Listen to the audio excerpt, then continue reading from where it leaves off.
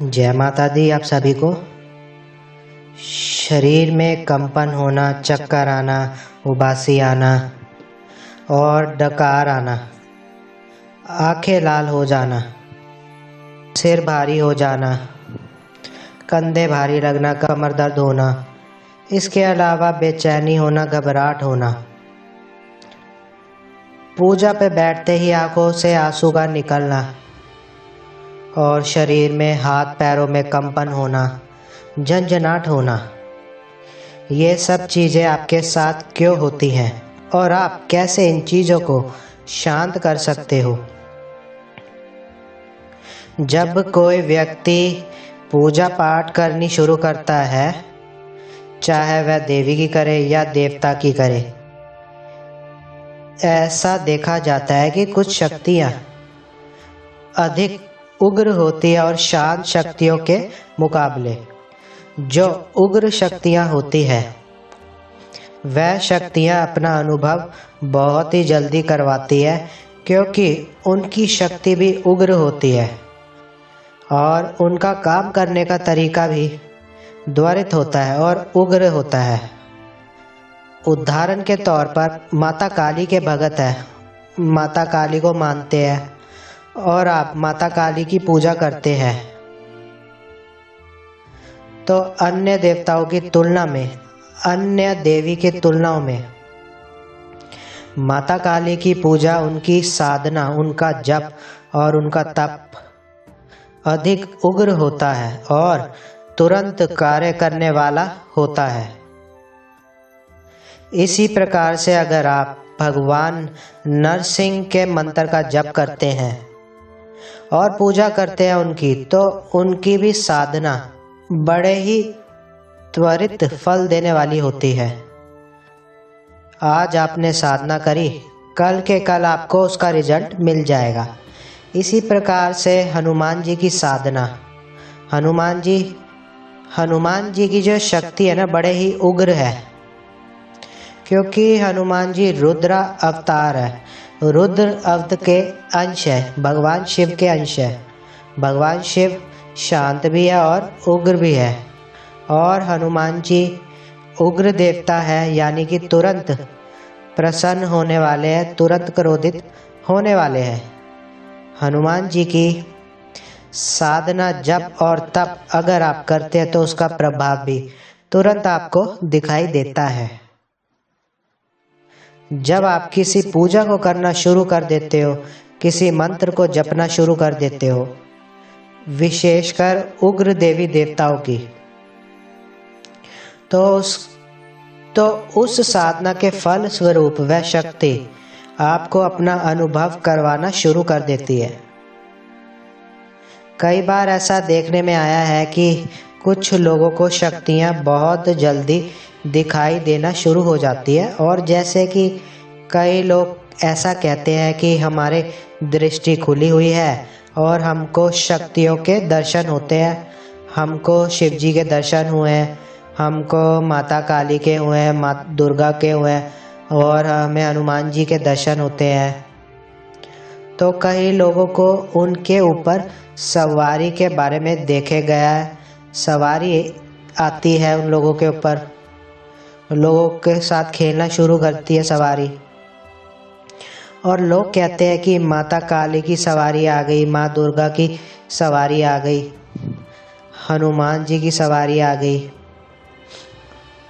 तो कई लोगों को सिर्फ शरीर में झंझनाहट महसूस होती है, उबासियाँ आती हैं और हाथ पैर कांपने लगते हैं,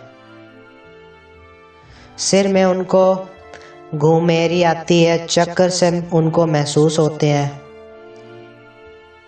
तो हर शक्ति के अलग अलग लक्षण होते हैं, अलग अलग तरीके होते हैं शरीर में आने के, और अलग अलग कार्य करने के तरीके होते हैं।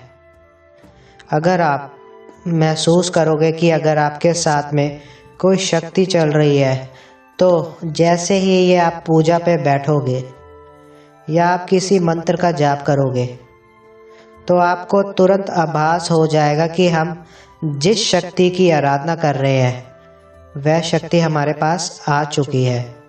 हर शक्ति का अपना एक प्रभाव होता है। जैसे कि मैंने आपको बताया कि कुछ शक्तियाँ शरीर पर आकर के खेलती हैं। तो जैसे ही आप पूजा करने बैठते हो तो आपके हाथों में, आपके सिर में, आपके कंधों में, आपके कुंडली शक्ति में वाइब्रेशन होना शुरू हो जाती है।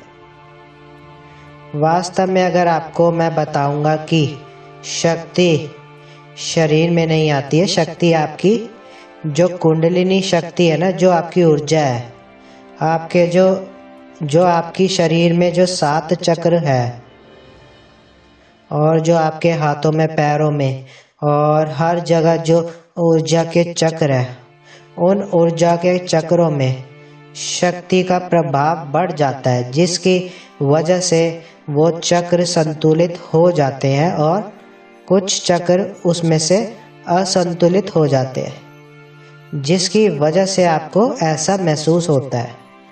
और ऐसी चीज़ें उन लोगों के साथ सबसे ज़्यादा देखी गई है जो बिना गुरु के साधनाएं करते हैं, बिना गुरु के मंत्रों को सिद्ध करते हैं, बिना गुरु के देवी देवताओं की उपासना करते हैं। तो उनके साथ में ऐसी घटनाएं सबसे ज़्यादा घटित होती है। इसलिए कोई भी साधना करिए, कोई भी चीज़ सिद्ध करिए, बिना गुरु के मत कीजिए। अगर आपको कोई योग्य गुरु नहीं मिल पा रहे हैं तो आप अपने इष्ट को ही अपना गुरु बना लीजिए, ताकि उनकी ऊर्जा एक संतुलन के साथ में आपको प्राप्त हो जाए। क्योंकि देवी देवताओं की जो ऊर्जा होती है ना, वो इतनी विराट और इतनी विशाल होती है कि अगर वह ऊर्जा आपके शरीर में अचानक से प्रवेश कर जाए तो आपका शरीर ध्वस्त हो सकता है। देवी देवताओं की ऊर्जा जब किसी माध्यम से होकर आपको प्राप्त होती है, जैसे कि मान लीजिए आपने गुरु बना लिया, तो जब आपको आपके इष्ट की कृपा प्राप्त होगी तो आपके गुरु के माध्यम से ही प्राप्त होगी, और आपके इष्ट की ऊर्जा पहले आपके गुरु के पास जाएगी, फिर गुरु से आपके अंदर आएगी। तो यहाँ पर एक संतुलन बन जाता है, ऊर्जा का, शक्ति का एक संतुलन बन जाता है, और फिर जो ऊर्जा आपको नुकसान नहीं पहुँचाती है और आपको परेशान नहीं करती है। अक्सर लोग इस तरह की शिकायतें करते हैं कि वह उनको हाथों में झंझनाहट होती है, उनको पैरों में झंझनाहट होती है, उनको चक्कर आने लगते हैं, उनको सर दर्द होने लगता है, सर भारी लगने लगता है, उनको घबराहट होती है, बेचैनी होती है। तो ये सब चीज़ें आपके साथ में तभी होती है जब आप बिना गुरु के साधनाएं करते हैं। इसलिए कोई भी साधना बिना गुरु के नहीं करना चाहिए।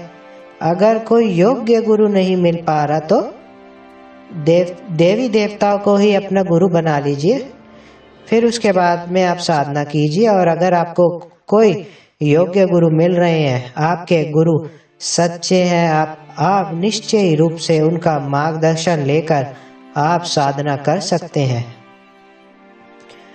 अगर आप इन चीज़ों से परेशान हो रहे हैं, आपको दिक्कत हो रही है, समस्याएं हो रही है, तो मैं इसका एक समाधान बता देता हूँ। सबसे पहले समाधान ये है कि जो आप साधना कर रहे हैं उसको आप तुरंत बंद कर दीजिए। अगर आपको पूजा पाठ करने से, साधना करने से, मंत्र जाप करने से ऐसा हो रहा है तो आप अपनी साधनाओं को, अपनी पूजाओं को, पाठ को तुरंत ही बंद कर दीजिए। और जितनी संख्या में आप उस पूजा को कर रहे हो और उसको कम कर दीजिए।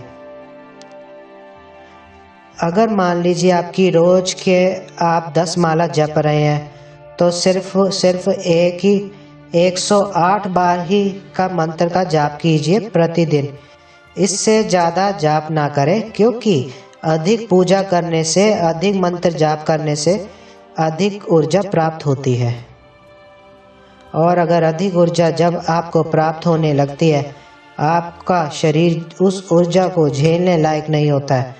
आपकी कुंडलिनी शक्ति आपके ऊर्जा चक्र उस ब्रह्मांड या ऊर्जा को देवी देवताओं की ऊर्जा को झेलने लायक नहीं होता है, तो आपके साथ में ना ये सारी घटनाएं घटित शुरू हो जाती है।